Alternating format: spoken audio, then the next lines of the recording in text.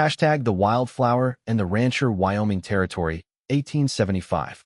The small town of Copper Ridge clung to the edge of civilization like a stubborn burr on a saddle blanket. Dust swirled through the single main street as the late afternoon sun cast long shadows across the weathered storefronts. This was a place where men made their fortunes or met their end, where law existed only as far as a man could enforce it himself. At least, that was how Finn Kincaid saw it. At 26, Finn had already lived more lifetimes than most men twice his age. Tall and broad-shouldered from years of ranch work, his handsome face remained youthful despite the hardships he had endured. A light stubble framed his strong jawline, and his deep blue eyes held a wariness that seemed permanent. Those eyes had seen too much death, too much betrayal. Finn guided his chestnut gelding down the main street, his gaze sweeping the boardwalks with practiced caution.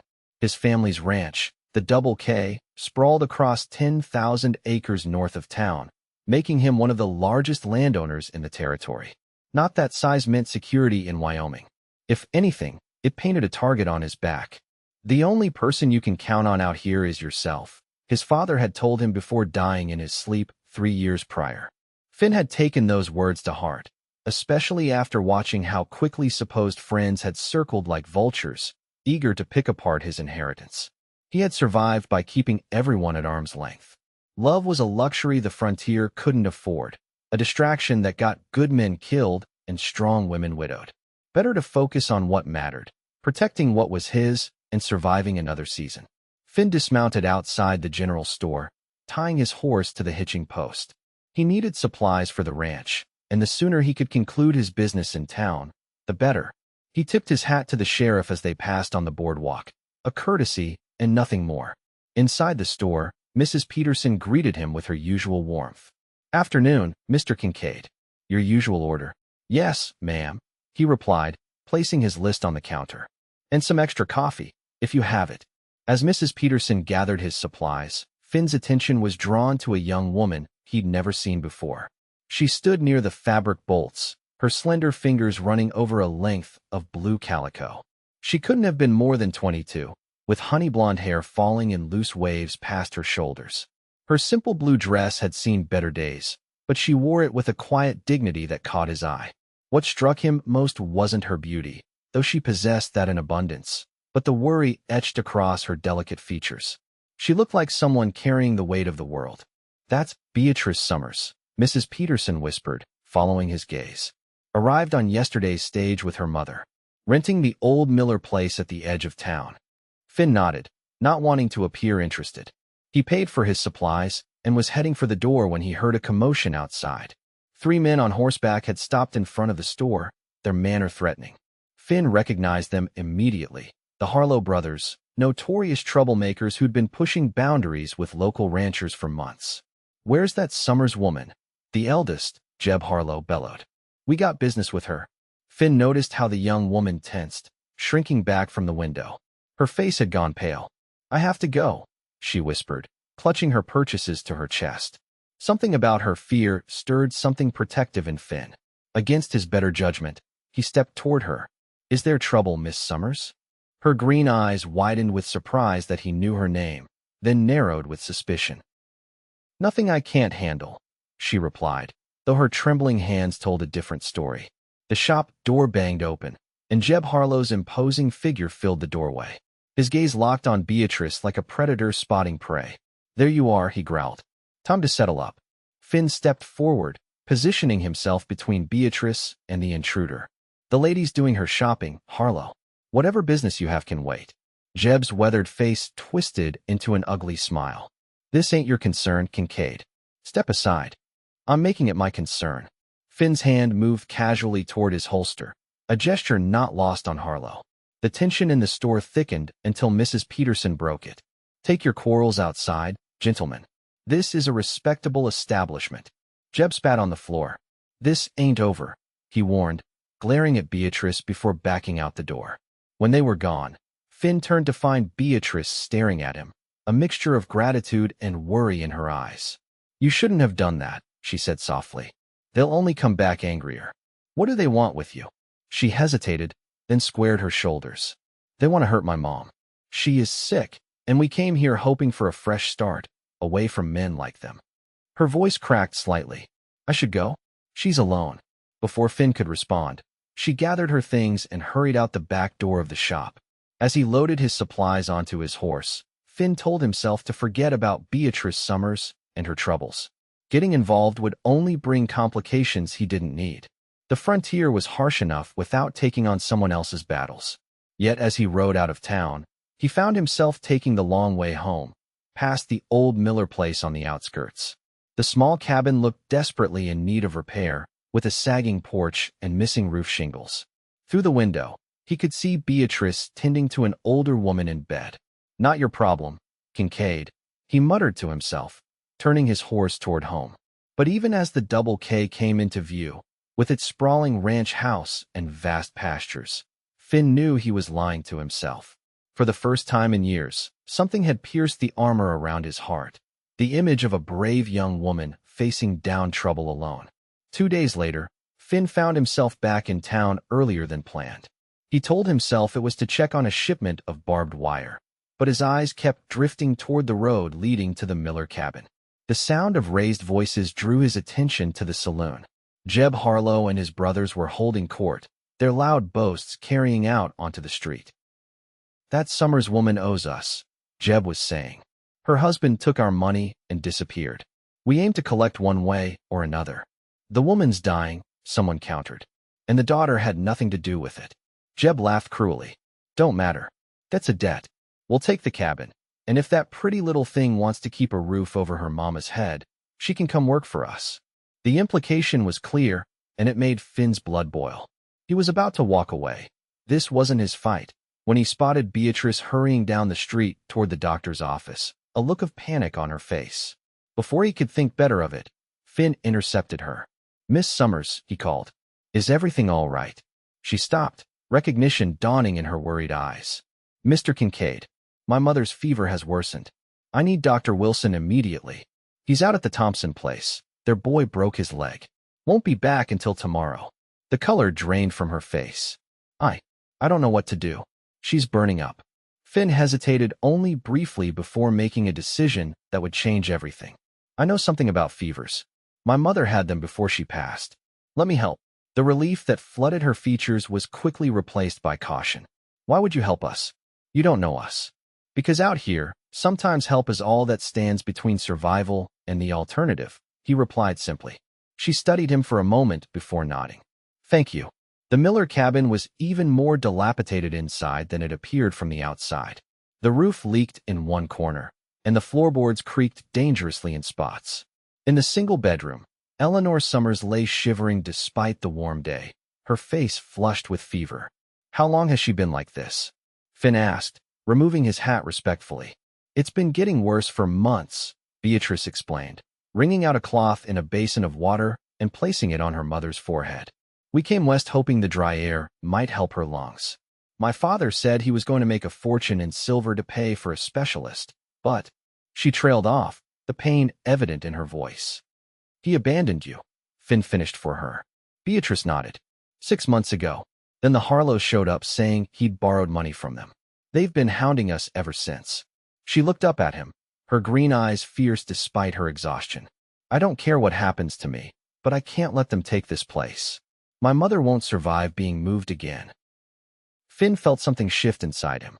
This young woman, barely 22 by his guess, was fighting against impossible odds with nothing but raw determination.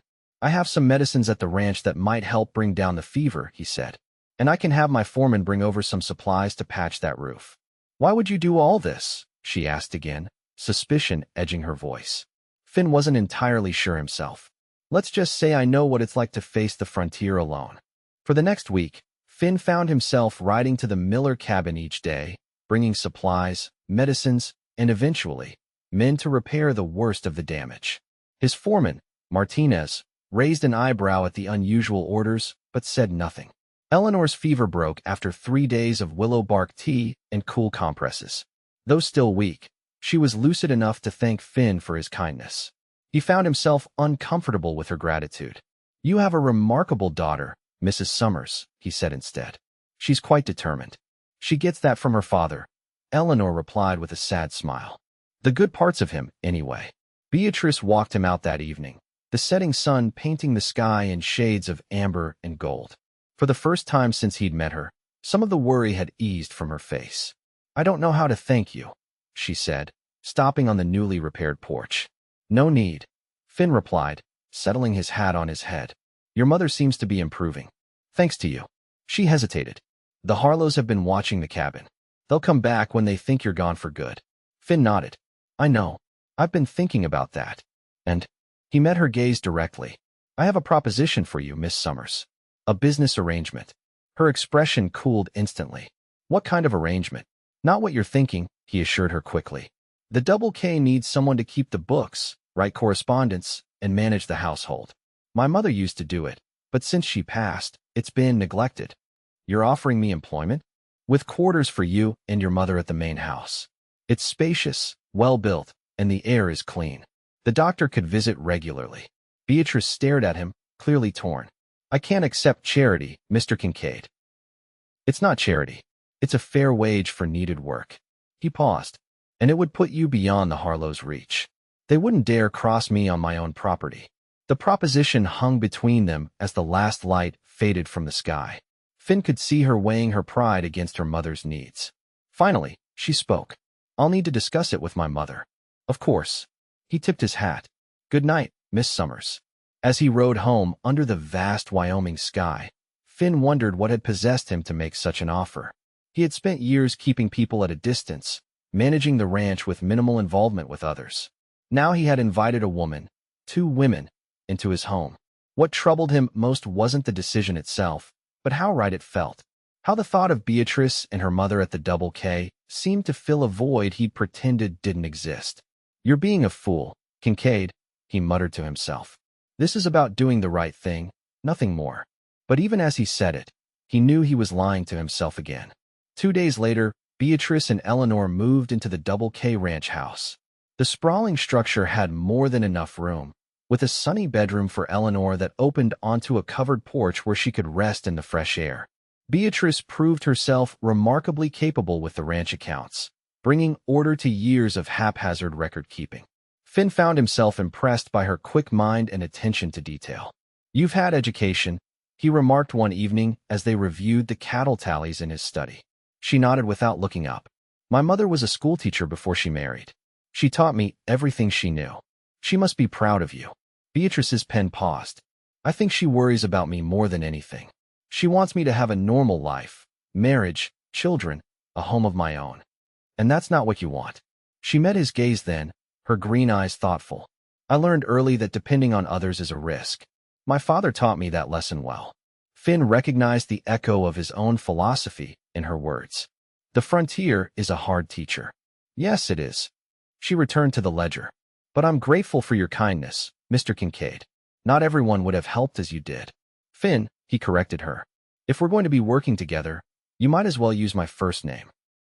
A small smile curved her lips. Finn, then. And I'm Beatrice.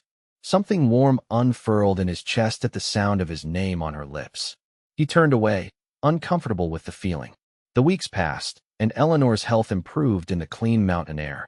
Color returned to her cheeks, and though she remained frail, her cough lessened. She took to sitting on the porch, watching the ranch activities with interest and offering Beatrice gentle advice on household matters. Finn found himself drawn into their quiet domesticity despite his intentions to maintain distance. He began taking his evening meals with them instead of alone in his study. Conversations stretched longer into the night. For the first time in years, the ranch house felt like a home again. The Harlows, meanwhile, had not forgotten their grudge. They made a point of causing trouble at the boundaries of Finn's property, driving cattle through his streams upstream, leaving gates open, intimidating his cowhands when they encountered them in town. They're trying to provoke you, Beatrice observed after one such incident led to a confrontation in the general store. Let them try, Finn replied grimly. I've dealt with worse than the Harlows. But the tension continued to escalate. Finn doubled the guards on his herds and warned his men to travel in pairs. The precautions kept the peace, if uneasily. One crisp October morning, Finn found Beatrice on the porch, a letter clutched in her hand. Her face was pale, her eyes troubled. "What is it?" he asked, instantly alert to her distress. She handed him the letter without a word.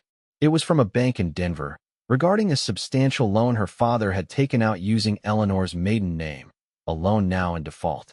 "The Harlows must have written to them," she said flatly. "Told them where to find us." Finn read through the legal language with growing concern. The amount was considerable, far more than Beatrice could hope to repay on her salary. "Your father did this without your mother's knowledge." She nodded, anger flashing in her eyes. "He forged her signature. If they foreclose, we'll lose everything. Not that we have much left." "I can loan you the money," Finn offered immediately. "No." Her response was swift and firm. "I won't trade one debt for another, especially to someone who—" She stopped herself. "Someone who what?" Beatrice looked away. "Someone whose opinion matters to me." The simple admission stirred something deep in Finn's chest. Before he could respond, one of his ranch hands came galloping up to the house. "Mr. Kincaid, fire in the south pasture. Looks deliberate." Finn's jaw tightened. "The Harlows. I'll saddle your horse," the ranch hand offered, already turning away.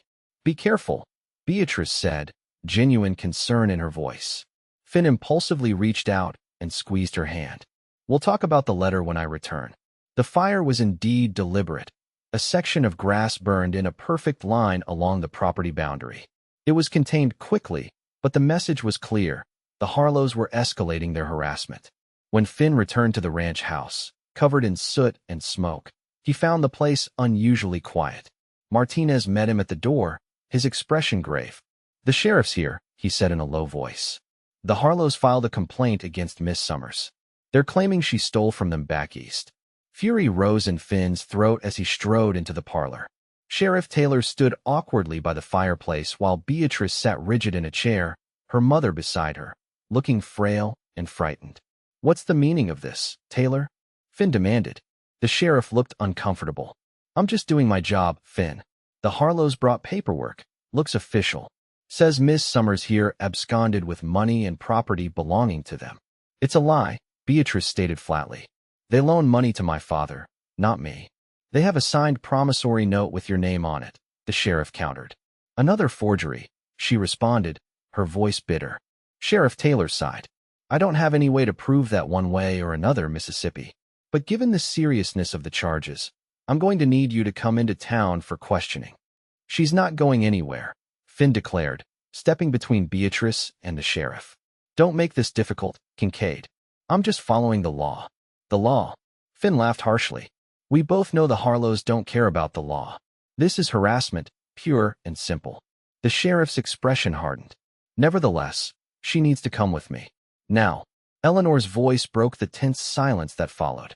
"They want to hurt my mom. She is sick." Her eyes filled with tears as she looked at Finn. "Please don't let them take her." Something snapped inside Finn then, a final breaking of the walls he'd built around his heart. In that moment, he knew he would do anything to protect these women who had somehow become family to him. "Sheriff," he said, his voice deceptively calm, "I think there's something you should know. Miss Summers couldn't possibly have stolen anything from the Harlows." "And why's that?" Finn looked directly at Beatrice as he spoke. "Because she's my wife. Has been for months now. Any debts of hers would be my responsibility, and I can assure you, I've settled all accounts." The shock on Beatrice's face was almost comical, but she recovered quickly. "That's right," she said, rising to stand beside Finn. "We were married in a private ceremony before moving to the ranch." The sheriff looked between them skeptically. "This is the first I'm hearing of any marriage." "We kept it quiet," Finn replied smoothly, "given the circumstances of Mrs. Summers's health and the Harlows' vendetta." "Do you have documentation?" "The paperwork is with my lawyer in Cheyenne," Finn lied. "I'd be happy to have him send it along." Sheriff Taylor still looked dubious, but his stance relaxed slightly. "Well, this complicates matters. If she's your wife, Kincaid, then the Harlows would need to bring their complaint against you both." "Which they won't do," Finn said confidently, "because they know it's baseless, and they know I have the resources to fight them in court." After a few more minutes of discussion, the sheriff left, promising to relay the information to the Harlows, but warning that they might not give up so easily. When they were alone, Beatrice turned to Finn, her expression unreadable. "That was quite a performance." "It bought us some time," he replied, suddenly uncertain about his impulsive claim. The Harlows won't risk taking me on directly, not with my connections in the territorial government. Eleanor looked between them, a knowing smile on her tired face. I think I'll rest now, she said, tactfully retreating to her room. In the silence that followed, Finn found himself at a loss for words. Everything he had believed about keeping people at a distance, about the frontier being no place for attachments, seemed hollow in the face of what he felt for Beatrice. I'm sorry for involving you in our troubles, she said finally. You've done more than enough already. Perhaps it would be best if Mother and I moved on. No. The word came out more forcefully than he intended. More gently, he added, That's not what I want. What do you want, Finn?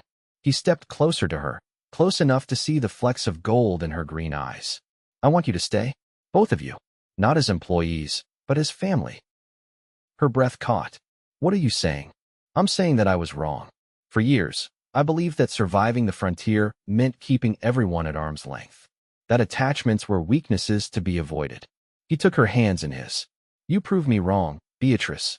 You showed me that true strength comes from caring for others, from building connections despite the risks. Tears welled in her eyes. I've been so afraid to trust anyone since my father left. I was certain I'd have to face everything alone. You're not alone anymore, he promised. If you'll have me, I'd like to make that lie I told the sheriff into the truth. Her eyes widened. Are you proposing? Inelegantly, perhaps, but yes. He smiled, feeling lighter than he had in years. Beatrice Summers, would you do me the honor of becoming my wife? For real this time. The smile that bloomed across her face was answer enough, but she said the words anyway. Yes, Finn Kincaid. I will. He gathered her into his arms then, marveling at how perfectly she fit against him, as though they had been made for each other all along. The Harlows didn't give up easily. 2 nights later, they attempted to raid the Double K, thinking to catch Finn and his men unprepared. But Finn had anticipated such a move and had his ranch hands stationed strategically around the property. The Harlows were met with a wall of armed men, led by the giant rancher himself. This ends now, Finn declared, his rifle trained steadily on Jeb Harlow. You're on my land, threatening my family. I have every right to shoot you where you stand. Jeb sneered, though fear flickered in his eyes. That girl ain't your wife. It's all a lie to protect her. She will be my wife by week's end, Finn replied calmly. And even if she weren't, she's under my protection. Leave now, and I'll let you ride out alive. Come back, and I won't be so merciful. For a tense moment, it seemed the Harlows might risk everything in a foolhardy attack. Then Jeb spat on the ground and turned his horse. This ain't over, Kincaid. Yes, it is, Finn corrected him.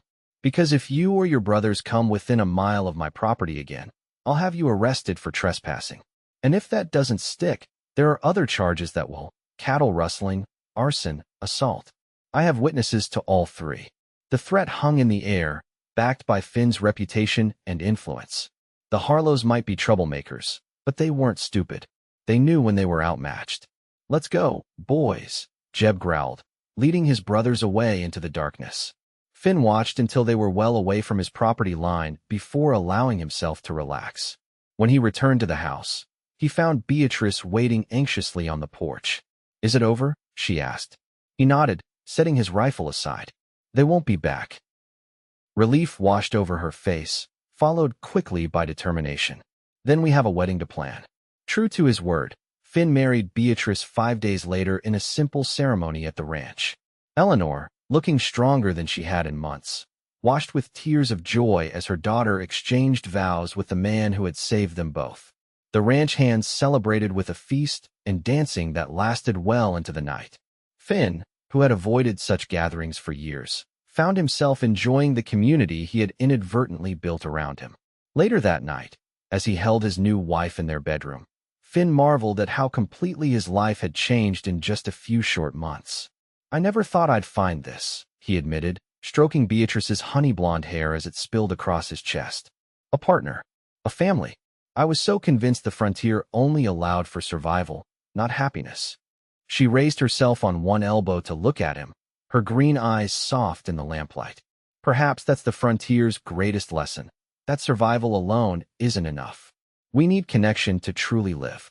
You've made a philosopher of me, Mrs. Kincaid, he teased gently. "And you've made a dreamer of me again," she replied, kissing him tenderly.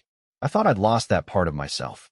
As winter settled over the Wyoming territory, the Double K thrived under the joint stewardship of Finn and Beatrice.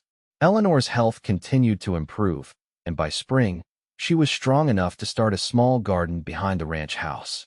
Word came that the Harlows had moved on, driven out of the territory after one scheme too many. The bank in Denver, faced with Finn's legal team and evidence of forgery, withdrew their claim against Eleanor. 1 year to the day after their wedding, as the first wildflowers began to bloom across the ranch, Beatrice shared the news that their family would be growing by one come winter. The joy that filled Finn at the prospect of fatherhood was unlike anything he had ever known. Standing on the porch of their home, his arm around his wife's waist as they watched the sunset paint the vast Wyoming sky, Finn reflected on the journey that had brought them to this moment. "You know," he said softly, "my father always told me that on the frontier, the only person you could count on was yourself." Beatrice leaned into him, her hand covering his where it rested protectively over her still flat stomach. "What do you think now?" Finn smiled, feeling the warmth of family, of belonging, fill his heart. "I think the frontier is exactly where love belongs. It's what makes this harsh land bearable. It's what turns survival into living." As darkness fell over the Double K, lights glowed warmly from the windows of the ranch house, a beacon of home and hope in the vast wilderness. Proof that even in the untamed West, love could not only survive but flourish, transforming lonely survivors into a family bound by something stronger than the challenges they faced together.